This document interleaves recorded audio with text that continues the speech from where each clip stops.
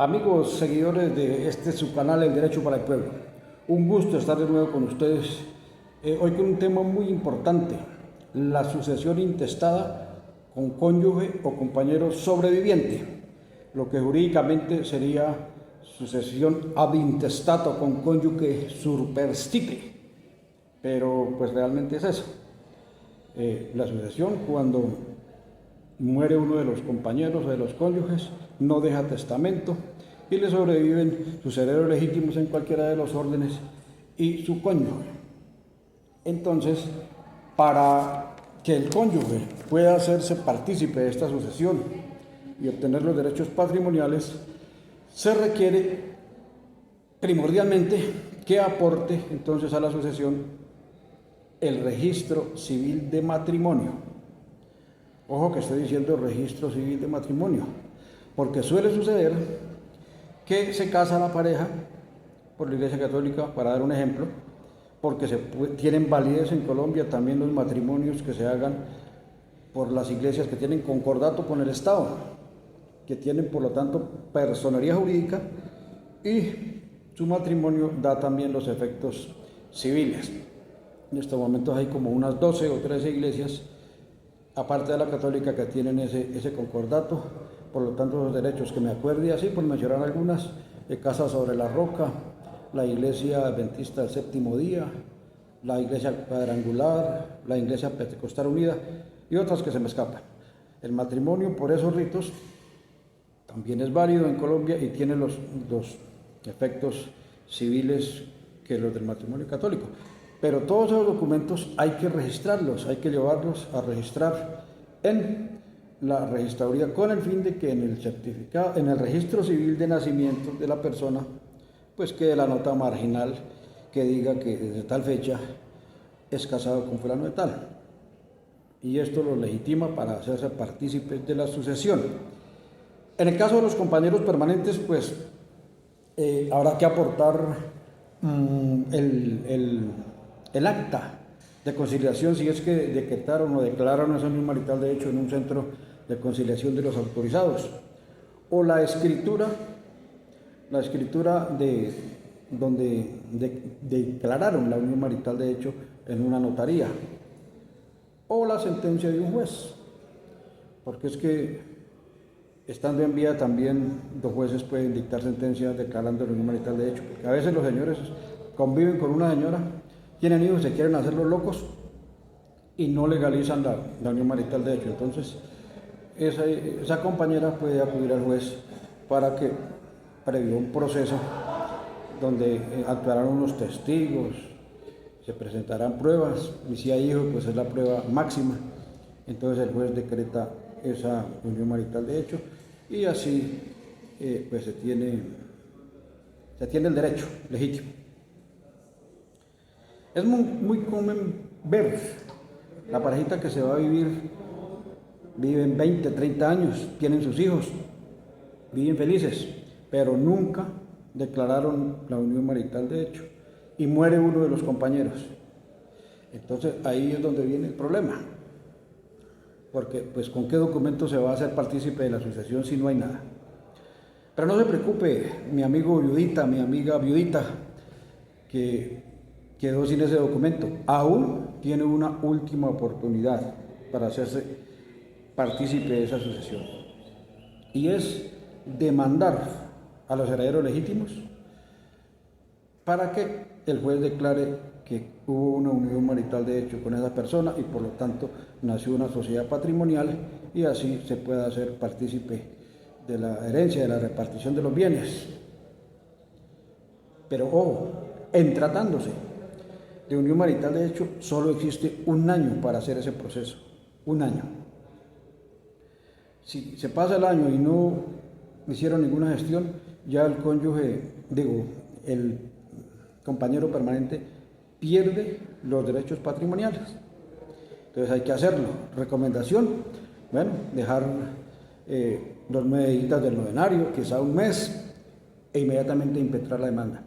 Que los vecinos critican, que mire, que no dejó que se muriera cuando llegue, pero es que toca porque el tiempo apremia, esos procesos son bastante costosos.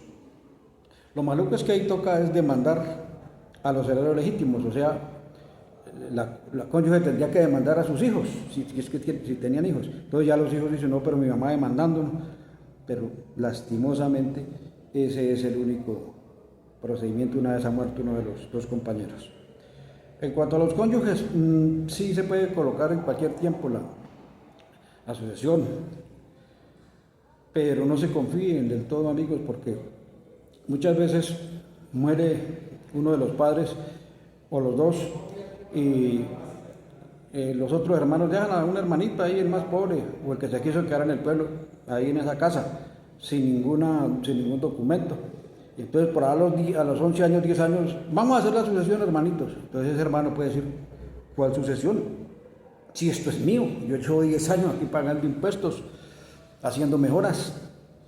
Yo voy a colocar un proceso de pertenencia para que el juez me asigne, y el juez, previa a las pruebas, no le queda más remedio que, actuando en derecho, asignarle ese bien a ese hermano, y los otros perdieron, porque así dice la ley respecto de la prescripción ordinaria y extraordinaria según el caso.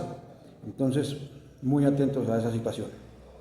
Bien, amigos, ya teniendo entonces los documentos que acreditan al cónyuge para hacerse partícipe de la sucesión, entonces lo primero que se hace es comenzar a clasificar los bienes. Entonces aquí surgen dos tipos de bienes: los bienes sociales, que son los que se han de repartir, y los bienes propios.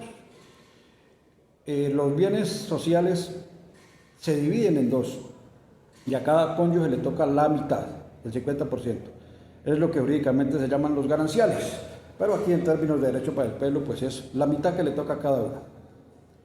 Entonces se toman los bienes, se analizan cuándo fueron adquiridos, cómo fueron adquiridos, y depende de eso se le dará su clasificación, si es social o es bien propio.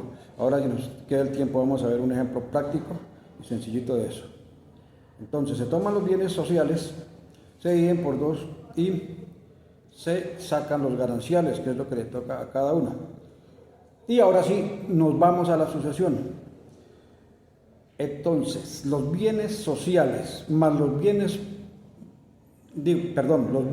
los gananciales del cónyuge fallecido, más los bienes propios de ese cónyuge o compañero, se suman y se dividen de acuerdo a los órdenes hereditarios que vimos en el video anterior. Entonces, en el primer orden hereditario, que es con los descendientes, el cónyuge no hereda. No hereda. Aquí el cónyuge se quedará solo con sus gananciales.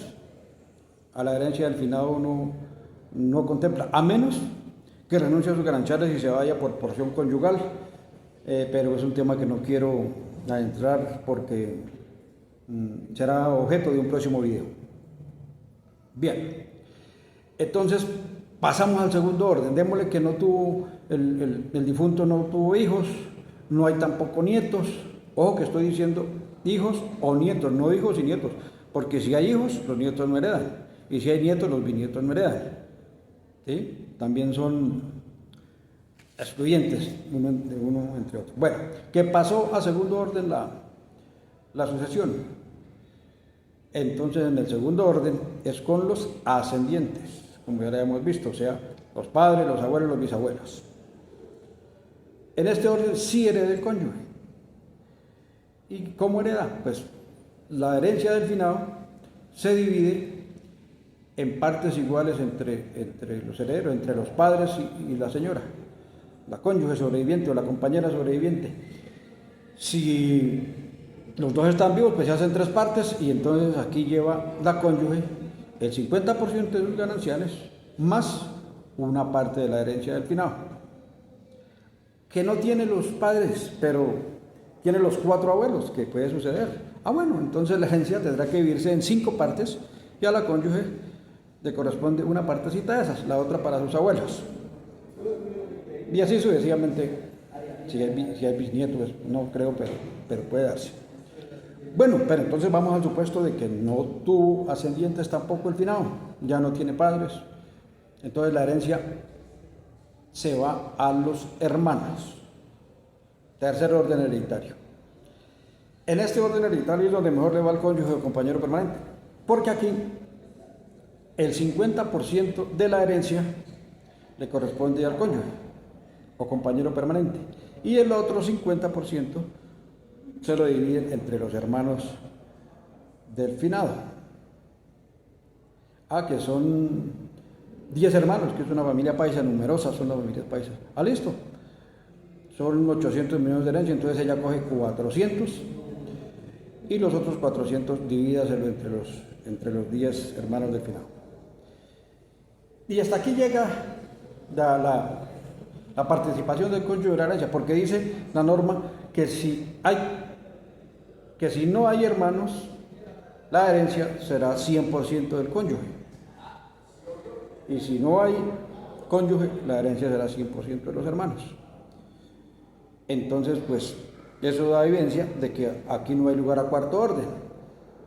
Porque si no hay hermanos, toda la herencia es del cónyuge, pues entonces no pasará a los sobrinos y mucho menos a quinto orden bienestar familiar.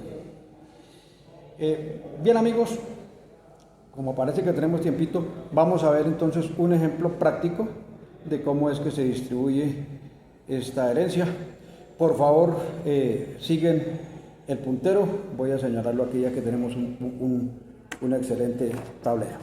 Bien, miremos el tablero entonces. Bueno, es el caso de Pepito Pérez, casado con María en 1984. En 2025 muere Pepito Pérez y le sobrevive María, su cónyuge. Bueno, pues entonces vamos a ver qué bienes dejaron. Es importante relacionar entonces todos los bienes que existan al momento de la muerte de Pepito Pérez, que existan. Porque digamos que compraron una buseta en 2010, 100 millones, pero la buseta el año pasado se accidentó y se fue de pérdida total. Es un bien que costó 100 millones que salieron del capital de la sociedad conyugal, pero ya no existe, entonces no podemos relacionarla. Entonces, aquí en el ejemplo, dejaron una casa que valía 500 millones de pesos. Esa casa la traía Pepito Pérez antes de casarse porque le tocó por herencia de su padre. O así no hubiera sido herencia, la compró antes de casarse. Entonces, ahí está. Una camioneta Ford Explorer, comprada en el 2010, valió 100 millones. Y un apartamento en Bogotá que valió 500 millones, lo compraron en el 2015. Entonces vamos a clasificar los bienes. La casa, 500 millones, es herencia que trae Pepito Pérez de su padre. ¿Es un bien propio? Ese no entra en la repartición de los gananciales. Seguimos, la camioneta, 100 millones de pesos, comprada en el 2010. Bueno, se compró dentro de la existencia ya del matrimonio, sociedad conyugal, y valió 100 millones de pesos a título oneroso. Es un bien social, entonces lo colocamos aquí en los bienes sociales. El apartamento en Bogotá valió 500 millones, se compró en el 2015. Un bien social porque es a título oneroso y se compró en el tiempo en que estaban en la relación, estaban en el matrimonio. Entonces es otro bien social. Entonces sumamos los bienes sociales. La casa, el apartamento más el carro nos da 600 millones y 500 millones que son bienes propios de Pepito Pérez. Bien, entonces acá vemos que la masa herencial, que es la suma de los... Entonces los 600 millones que dieron, esto es lo que se llama masa herencial. Esto es lo que se ha de dividir entre los dos cónyuges para sacar los gananciales. Entonces se divide en dos y a cada uno le quedaron 300 millones por gananciales. Entonces cogemos los 300 millones que le tocaron a Pepito Pérez, que es el finado, por gananciales, más los 500 millones de sus bienes propios, nos da una masa herencial de 800 millones de pesos.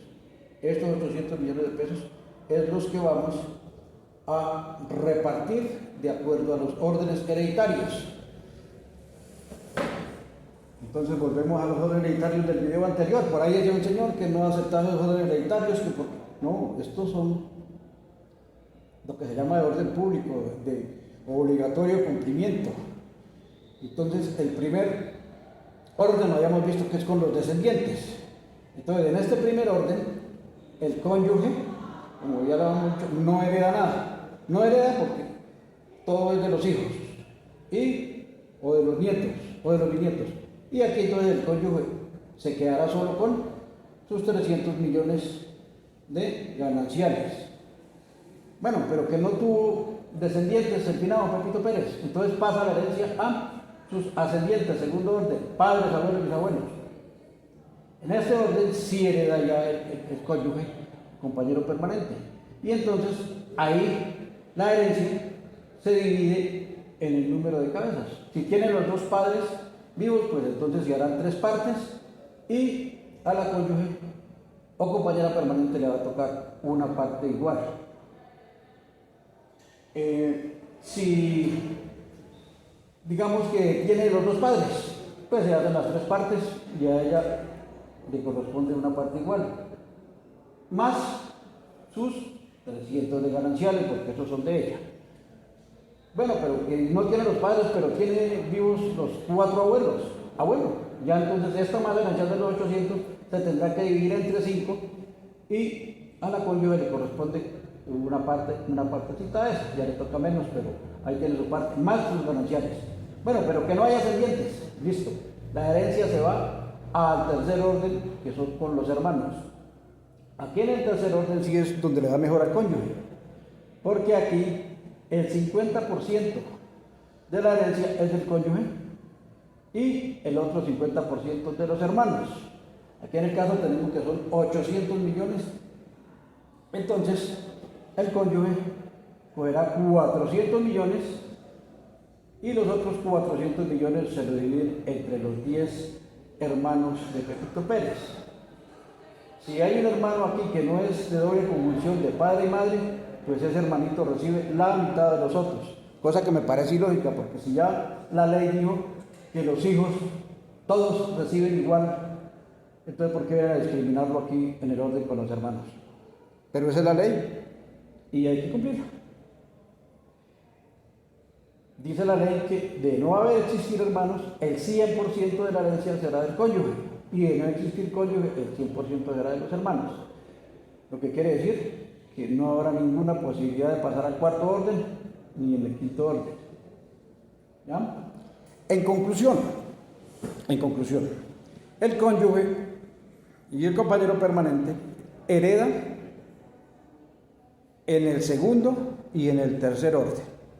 Los otros órdenes no están llamados a heredar, pues porque esa es la ley. Y en el primero tiene una posibilidad de que, dependiendo los bienes, pues renuncia a los gananciales y se vaya entonces más bien por una porción conyugal, y ahí sí le tocaría una parte igual a los hijos. Pero no voy a ahondar en este tema porque próximamente haremos un video de esta situación. Bien, amigos, espero que les haya gustado, les haya servido para su vida personal esta información. Si se encuentran inmersos en un caso parecido, pues no duden en comunicarse conmigo. Si les ha gustado el video, por favor denle like, suscríbanse a mi canal, activen la campanita para que cuando haya un video relacionado les dé la alarma, y con eso apoyan mi trabajo. Recuerden, amigos, que este es su programa Derecho para el Pueblo, el derecho en términos no jurídicos para que sea entendible por todos los públicos. Si tienen alguna consulta en particular o tienen un caso donde yo les pueda ayudar, les pueda llevar, entonces los invito a escribirme al correo riveros2106 jp@hotmail, que se encuentra en la parte de abajo de la pantalla, o llamarme al teléfono 313-397-7289, con línea WhatsApp también, y estaré presto a colaborarles. Bien, mis amigos, ha sido todo por hoy. Un feliz día para todos y hasta un próximo video. Recuerde que este es su canal, El Derecho para el Pueblo.